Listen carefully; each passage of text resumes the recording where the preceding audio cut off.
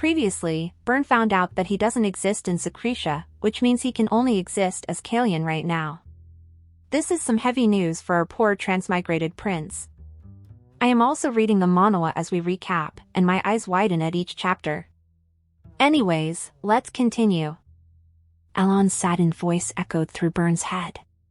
The news was enough to send the prince's head ringing, as he debated with himself about his existence.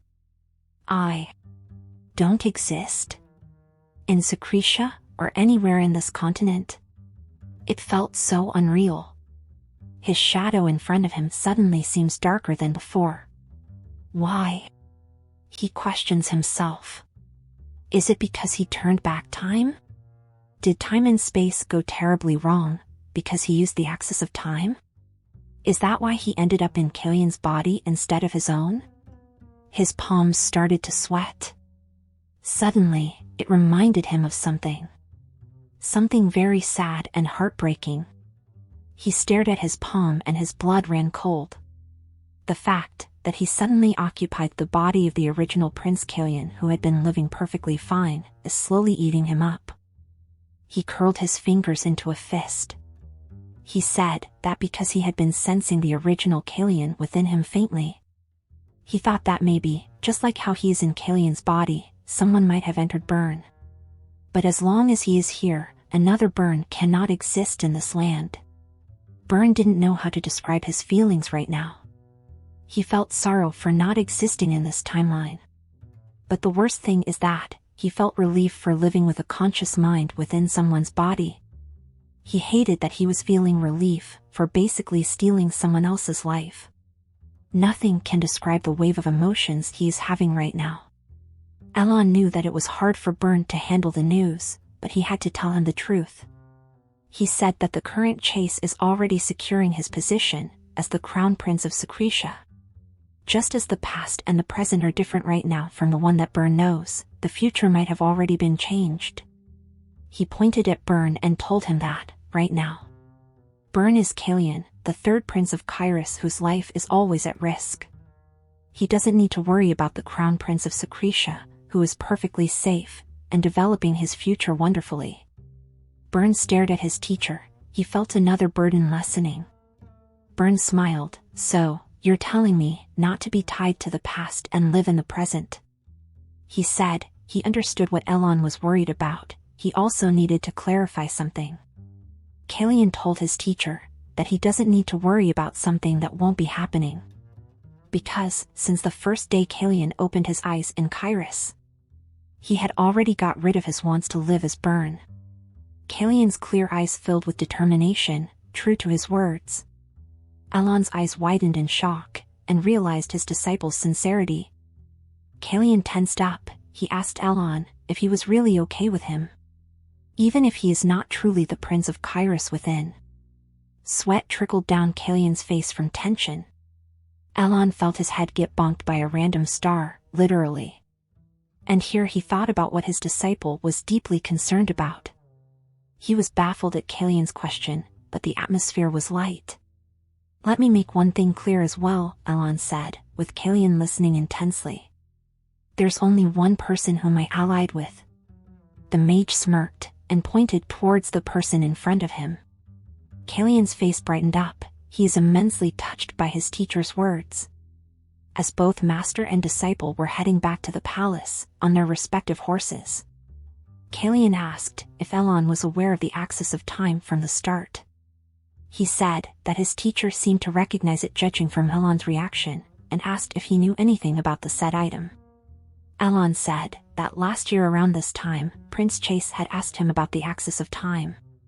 Although Elon traveled to Secretia in secret, he couldn't find any information about the axis of time, except that it wasn't made by humans.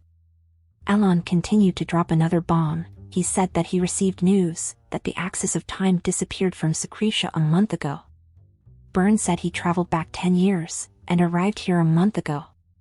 Byrne was shocked again by yet another discovery, that by the time he regressed, the axis of time disappeared. What in the world is going on? Kalian asked Elon why he thought that Byrne had regressed, and why did the axis of time disappeared. Before Kalian could finish his questions, his teacher stopped him, saying that these questions were without an answer, even if they racked their brains right now. However, there's someone they could ask.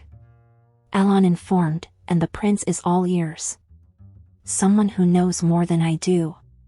And someone who you'll soon meet. That someone is Suspanian. Elon said. Kalian remembered something, as he stared at the Suspanian statue that they coincidentally passed by, while having this conversation. It is Kalian's coming-of-age ceremony soon. The coming-of-age ceremony of Kairos princes is called Roselita.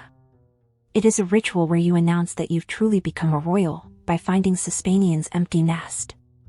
And at that place, you can meet Suspanian's will. Elon advised seriously that, to safely see through Kalian's coming-of-age ceremony, the prince needs to first solve the pressing issue of the poisonous tea, ASAP, and stay alive.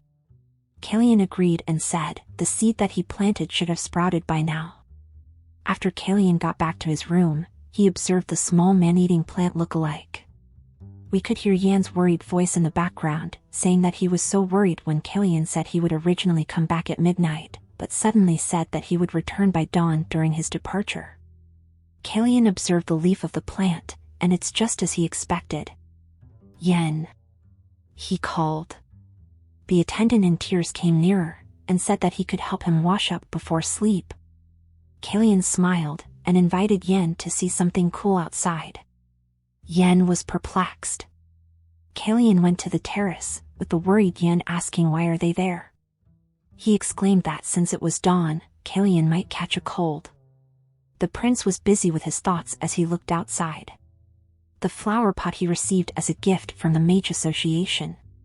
Due to how rare this gift is, not many people know that its glow-in-the-dark pollen will spread when the plant dies. Kalian even accidentally poured the poisonous tea in front of everyone, and observed the reactions of the attendants working for him. It's a deadly poison that most people cannot even endure for a week. Therefore, if a plant absorbed it, there's no way that it's still alive. However, the plant in his room is perfectly alive. As if someone purposely switched them. Golden particles soon caught Yan's eyes. It was so pretty that even the worried Yan was mesmerized by it. The golden particles in the air formed a pathway-like structure, as if guiding them toward the perpetrator. After switching the plants, the perpetrator couldn't easily discard the dead plant, so they will have to keep it in the safest place. Both Yan and the prince are mesmerized by the beautiful sight in front of them, but they are clearly captivated by different things. Yan is just innocently captivated by the beauty of it. Whereas Kalian is excitedly captivated that the golden particles led him right straight towards the culprit. The particles drew a stream of light, connecting Kalian's Shermill Palace towards the owner of Hisha Palace. It brought Kalian straight towards Queen Salik's palace. The next day, the morning was greeted by raindrops from the heavens. Do not question what happened to the glow-in-the-dark particles from last night if it rains, because I have no idea. Kalian was gazing out his window at the rain. He heard his bedroom door opening, and he looked towards the door. Kalian greeted Yen, who came bringing his tea. He asked if Yen slept well. The gloomy skies behind him created a somber feel inside the room. However, the prince looked like he was in a fine mood. Yen was slightly taken aback at seeing his prince already awake. He greeted back, and asked if Kalian slept well. Yen placed the tea on the table, and said that it was a bit awkward to hear Kalian say the morning greeting that Yen always says to Kalian. The prince walked towards him smiling, and said that he woke up early today. Yen told him that it was the first time Kalian woke up so early, so it was unexpected for him. He gave Kalian his usual morning tea. The prince looked at the tea that was given to him. Did the sound of the rain wake you up? Yen asked, while looking towards the window, as Kalian sipped his poisonous tea. The tea tastes slightly different from usual. The prince smirked. Salik was getting impatient, and had increased the dosage of the poison. Kalian asked Yen if there was anything scheduled for all the nobles to attend within this week. Yen, still unaware that his prince had just been fed poison, replied there was a noble conference that the king would also attend next week. Next week? Kalyan smiled as he tried to continue finishing his tea. After the noble conference will be a dinner banquet. That day will be the perfect day to finally discard the poisonous tea that he is getting tired of. So, he sarcastically hoped for Salik to do her best until then. After finishing his tea, Kalyan looked at the marble-like antidote on his palm. He swallowed it in a go. Yen stared at Kalyan from the side. He took the teacup from Kalyan and carefully started asking his prince about the marble-like pill that Kalyan had been taking since a few days ago. Kalyan blatantly replied that it's vitamins. The prince tightened his medicine pouch, and with a smiling face, told Yen that he took the vitamins because his body was weak, and that they should head for an early breakfast today. Yen clearly knows that his prince is hiding something, but he doesn't continue to ask. He said that he would help Kalyan get ready immediately for breakfast. Outside of Kalyan's bedchambers, Yen stared at the tray with the teapot and teacup that the prince finished. Yen questions himself about why this bothers him so much. Kalyan spread some butter or jam on his bread.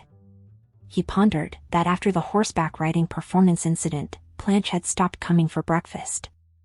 Well, his absence is better for Kalyan anyway, as he doesn't want Planche ruining his plans from here on out. He looked at the other prince beside him. The roses will bloom soon, Kalyan suddenly said. Prince Randall flinched from that statement and whipped his head towards the youngest, who was smiling at him.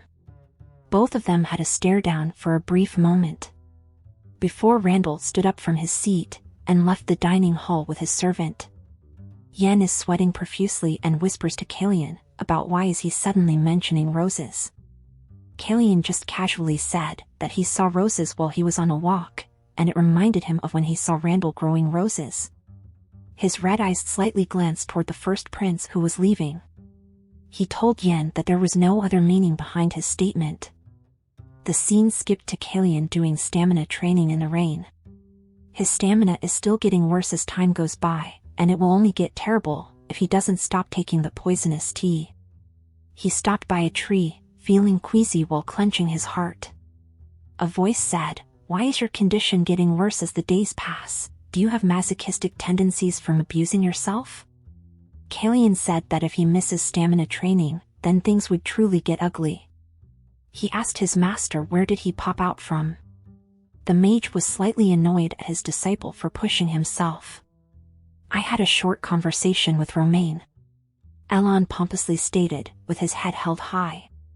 Kalyan was baffled and asked if they were close enough for Elon to just call the king by his name.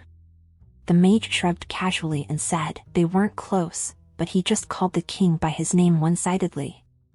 He even muttered that the king was young enough to be his grandson anyway. Kalyan laughed awkwardly. "So, what do you need this old man for anyway?" Elon sighed, as he was here because Kalyan called. The prince smiled and told him that he needed his teacher to fulfill two of his requests. "First, I need the identities of two people." Kalyan started, and the mage notified him that that wasn't too hard. "Second, I want to investigate the suspicious cases that the nobles were involved in. Especially what Brazen was involved in." The last part was said by both of them. The mage smiled and sighed, saying that both of the requests weren't difficult, but Kalyan was working his old master around too much.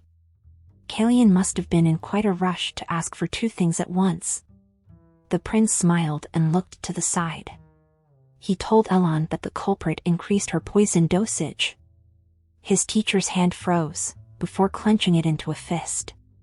"It seems that you've found the culprit," Elon muttered, and said that he felt that he also knew who it was. Kalyan informed his master that she would soon start to keep Elon in check. It would be hard for her to do something to a great mage in broad daylight. But this is a chance for Elon to properly gain power, Kalyan stated firmly. Elon asked if the prince wanted to use him as a shield. Not as a shield, but as a weapon. Kalyan's eyes unwavering. His statement brought Byrne back to the war during his past life. He knows the power of mages better than anyone. although Kyrus ignored the mages. But the White Demon Army, which solely consisted of mages, robbed him of his life and his homeland. Kalian gripped his fist, with determined eyes. I want to create a mage corps.